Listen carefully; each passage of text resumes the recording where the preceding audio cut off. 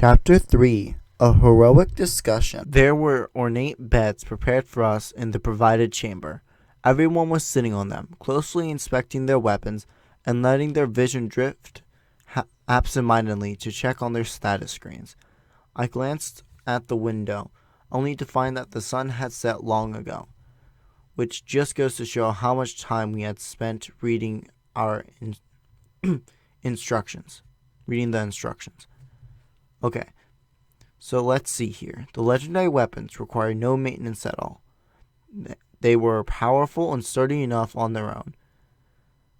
The material the weapons were constructed of reacts to the level of the hero which wields them. And any slain monsters were recorded in something called a weapon book.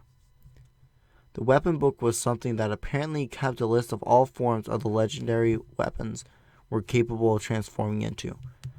There was a weapon book for my own shield that could be viewed from the weapons icon. I opened it. Whip. Whoop. The border of the window quickly expanded to fill my field of vision, and it was filled with rows of weapon icons. It appeared as though none of them were currently available for upgrades. Would you believe it? It looked like certain weapons can be set and improved upon and would grow more powerful with time. Got it. It was just like the way the skill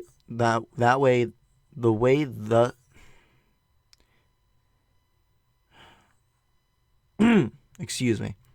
It was just like the way that skills and weapons are leveled up in online games. It said that in order to learn skills and powers hidden in our weapons, our weapons would have to be set loose. It really did seem exactly like a game of some sorts. Hey, this is just like a game, don't you think? It looked like the other guys were reading over the help menus too. One of them responded to my question. Like a game? I think it's actually might be a game. I know games that are just like this, said Motoyazu, bristling with an air of conceit. Consent. Huh? Yeah, it's a pretty famous online game. Haven't you heard of it? No. I'm a pretty hardcore otaku. You've never heard of it, Naofumi? It's called Emerald Online. Never heard of it. What is it? Naofumi, have you even played an online game before? It's famous. I've only played stuff like Odin Online or Fantasy Moon Online. Those are pretty famous too. I've never heard of them before. Must be minor titles or something. Huh? I don't know what any of you are referring to. This is nothing like an online game. It's more like a console game. Motoyazu? Isuki? Yeah, Isuki? You're both wrong on this one. If anything, it's a VR MMO. No way. Even if we suppose, for the moment, that we are in an online game, it still must be the sort that you control by a mouse or with a controller.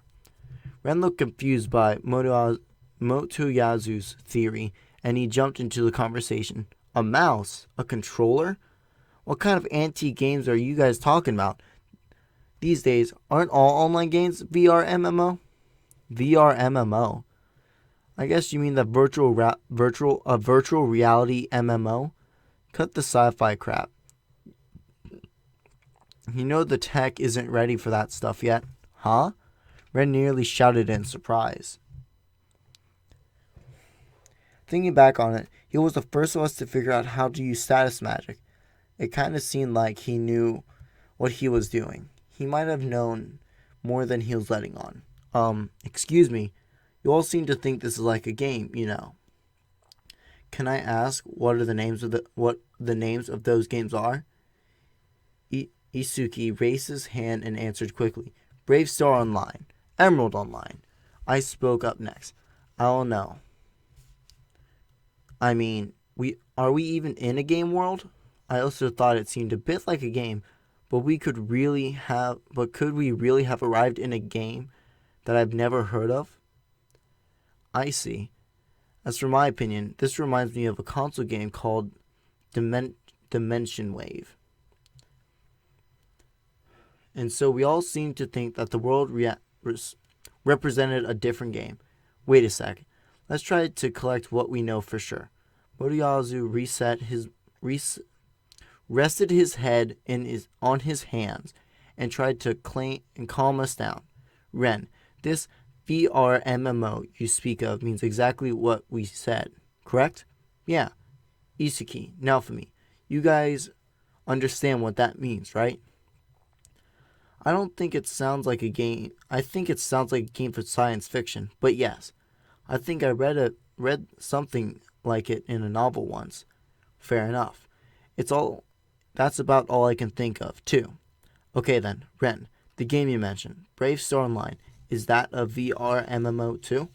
Ah, right. The VR MMO I played was called Brave Star Online. The world felt very, very similar to this one. Considering the way Ren spoke of it, it seemed like this VR MMO thing was ordinary technology for him. It sounded like computers could read the user's brainwaves and allow the user to dive into a computer world directly. Okay, fine. Well, if that's true, Ren, in this world you come from, do they have any games similar to the things we have mentioned? Like maybe in the past? Ren shook his head. And just so you know, I consider myself pretty well versed in the history of games where I'm from.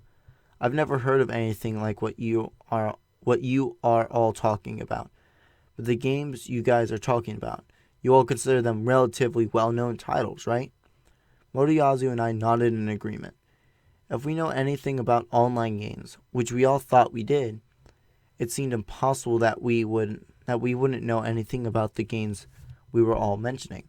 Even if, for the time being, we accepted that we are not all well versed in online games, as we all assumed we were, we all thought we were mentioning famous games.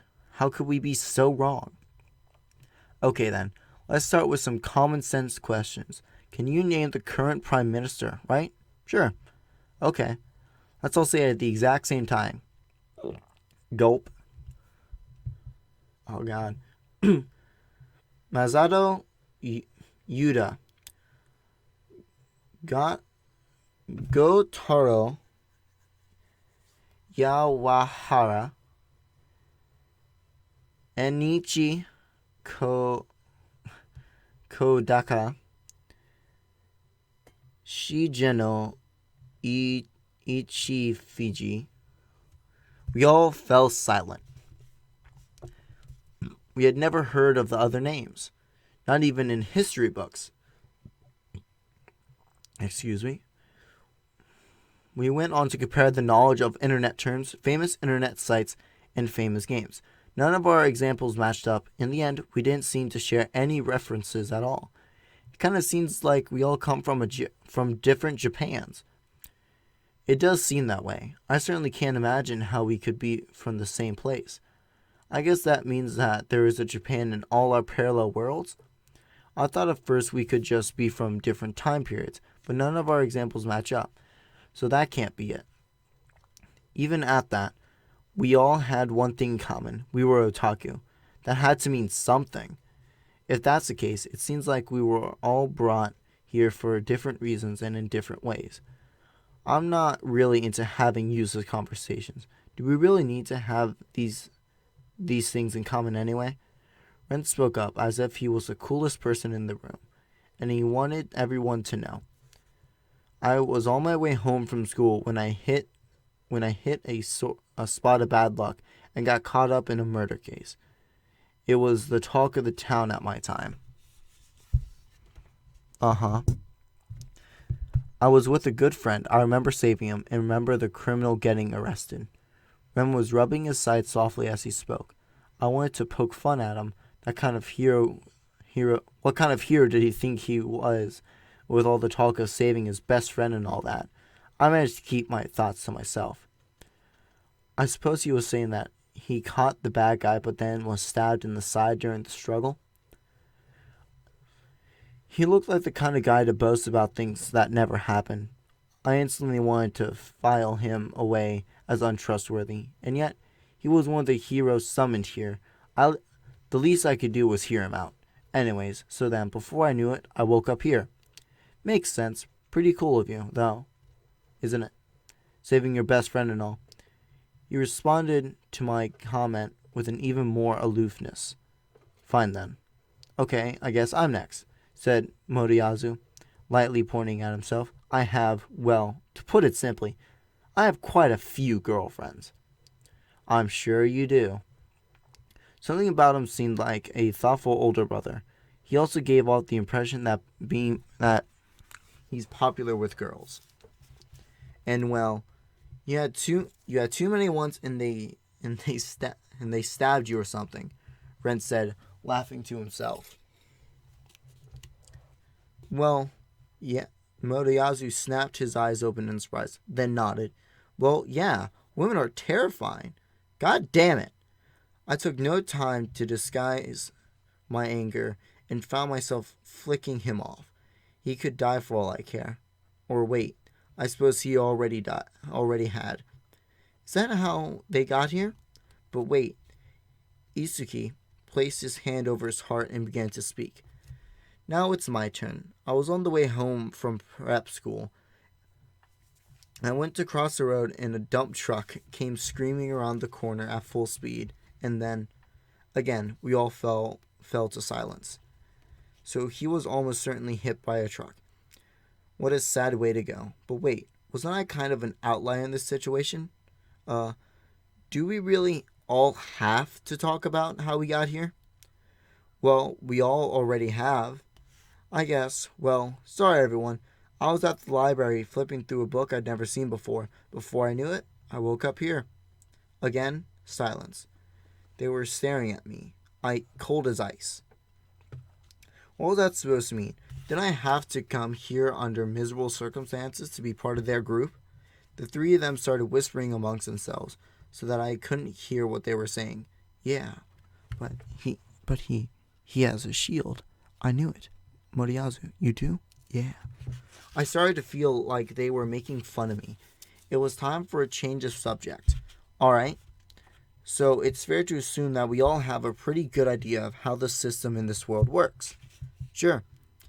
Done it 1,000 times. I think I get it well enough. Well, there you have it. But wait, am I the only noob here? This sucks.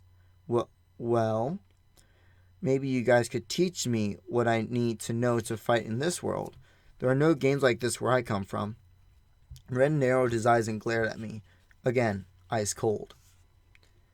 For whatever reason, Moriyazu and Isuki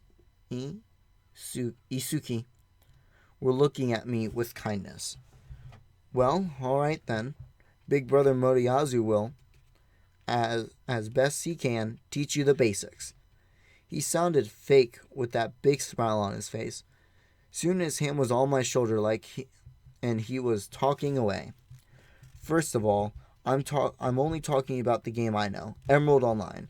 But you're a shielder. Basically, your job is to use the shield and protect people. In the beginning, your defense is super high, which is great and all, but as you go up in levels, the damage you start taking gets a little unbalanced. There are no high-level shielders. At higher levels, it's a useless class. No! That was not what I wanted to hear. What was with the death report? All I wanted to say was that all they wanted to say was I was doomed. Hey, no thanks. What about updates? Were there no updates? Like, to balance out my class? Excuse me. Nope. Because of the game's system and because of the game's population, the class was abandoned pretty early on. It's really not good for much. I think they had even planned to delete the class altogether. And I guess I can't even change jobs? Well, the associated jobs are all, how do I put it, dead. And I can't change? Nah, the game never let you switch to another job tree. What? I was really stuck with the worst job in the game? I was I was staring at my shield in my hands, thinking, what was my future really so gloomy? What do you guys think? I asked, turning to Ren and Isuki. But both of them turned away from me. Sorry, I feel the same. No! So I really was stuck with the short straw. I was dwelling on this absent-mindedly when I saw the three of them in the corner of my eye. They were all deep in conversation about the game. What about the geography?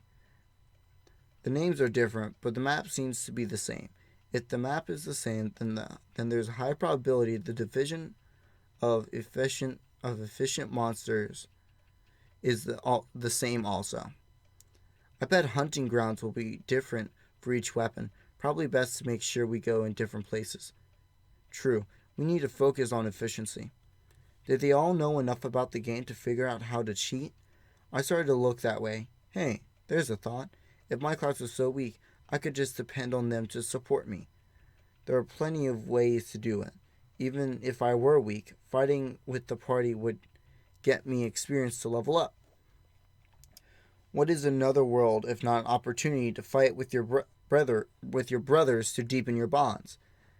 That's how it's supposed to work, right?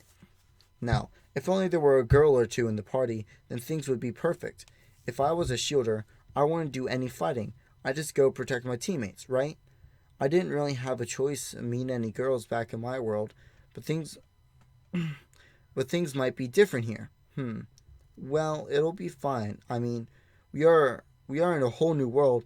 Even if I'm not the strongest character, I'm sure something will work out. They looked at me as if they were looking at something pitiful. Or, at least, I thought that's how they were looking at me. If I let it bother me, I'd be doomed before we even got started. Besides, I was equipped to defend, and this wasn't a game. I could just get rid of my special shield and get a weapon instead. Alright, let's do this. I forced myself to show some gumption. Heroes. Heroes. Heroes. Heroes. We have prepared a meal for you. What's that? Looks like we're going to get a nice dinner. Nice. We opened the door and the attendant guided us to the knight's hall for dinner. It was like something out of a fantasy movie. The dining hall of a great castle. There was a large table in the center, laid out like a buffet, with all sorts of food. Everyone, please eat whatever you like. What? I guess we are eating with the castle knights. What? I guess we're eating with the castle knights? Rem mumbled to himself. How could someone complain about a dinner like this? Damn, he was rude. You misunderstand. The food has been prepared for you. The knights will not be permitted to enter until you have had your fill, said the attendant. I looked around the room only to find that the boisterous crowd we assumed were other diners was actually composed chiefly of cooks. I suppose this was meant to imply that the four of us were a higher priority than the castle knights. Thank you. Let's eat then. Yeah, right on. And so we began to dine on the food of the new world. The culinary sensibilities were not what I was used to, but was certainly not disgusting. There weren't any I wasn't able to stomach. And yet something that looked like an omelet tasted more like oranges, and many of the dishes combined flavors that never worked together where I was from. We finished eating and found ourselves growing sleepy on the way back to our rooms. Think they have a bath? Well, it looks like the Middle Ages around here, so they might have a bathtub though. If you don't request it, I doubt they'll provide one. I guess I can let it go for one day. Yeah, I'm getting tired, and the adventures start tomorrow. Better to get a good night's sleep. Everyone nodded in agreement to Motoyazu's suggestion, and we went back to our beds. The four of us, including me, were obviously excited for the next day to come. Still, we fell asleep very quickly. Our adventure begins the next day.